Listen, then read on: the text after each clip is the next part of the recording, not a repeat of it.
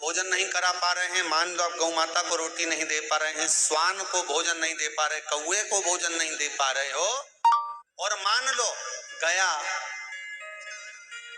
ब्रह्म कपाली या कहीं पिंडदान नहीं कर पा रहे हो, तिलांजलि तर्पण नहीं कर पा रहे हो, तो एक काम जरूर करना, जल के पात्र में 2 बूंद गंगा जल डालना और वो गंगा जल शंकर को रोज 16 दिन तक चढ़ाइए, पितृदोष समाप्त हो जाए।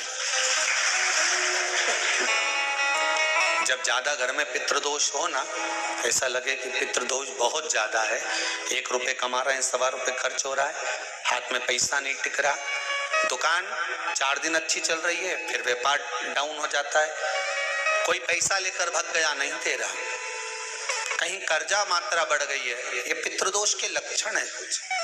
इसमें आपके घर में जो भी रुद्राक्ष पड़ा हो, जो भी रुद्राक्ष रखा हो,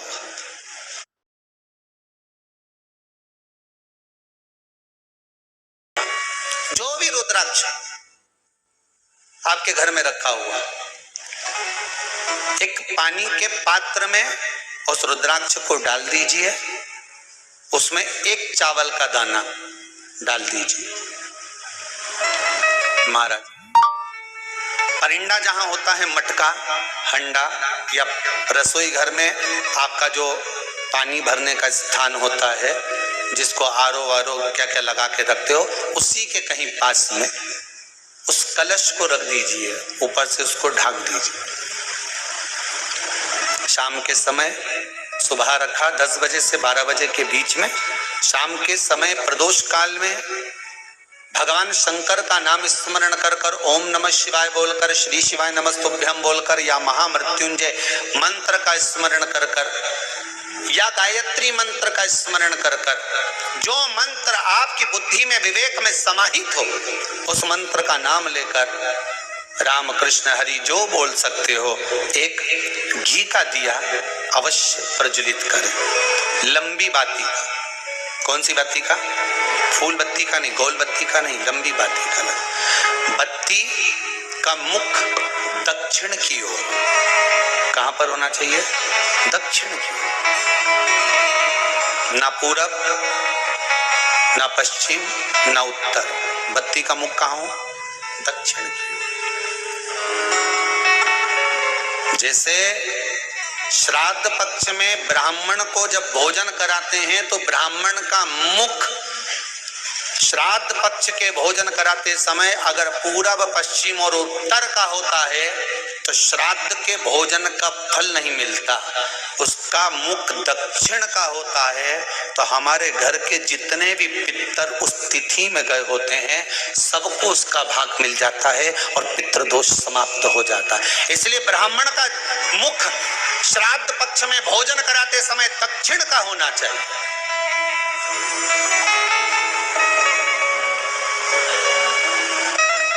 ब्राह्मण का मुख दक्षिण का।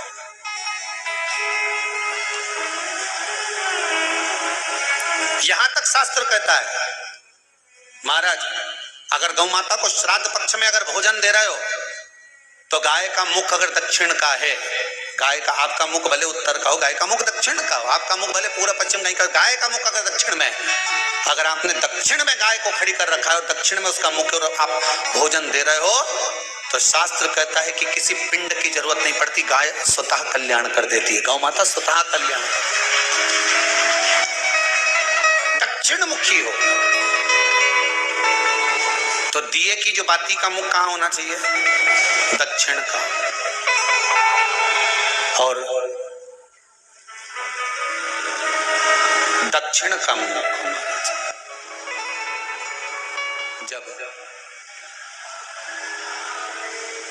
जब दक्षिण का मुख हो, दक्षिण की ओर बाती हो महाराज, तब दक्षिण की बाती जलाने के बाद में भगवान से वहीं पर प्रार्थना करें, जो कलश रखा है उसके ऊपर जो प्लेट रखी है, ढका गया है, वहां अपना सीधा हाथ रखें और अपने पूर्वजों का, अपने पितरों का स्मरण करें कि मेरे धन को लेकर कोई चले गया, मेरा व्यापार ऐसा चल रहा है, मेरा घर में बच्चों का विवाह नहीं हो रहा, या घर में इतनी अशांति है, या तकलीफ है, या कष्ट है, ये सब का स्मरण कर कर उस कलश को रात्रि भर रखे रहने दें।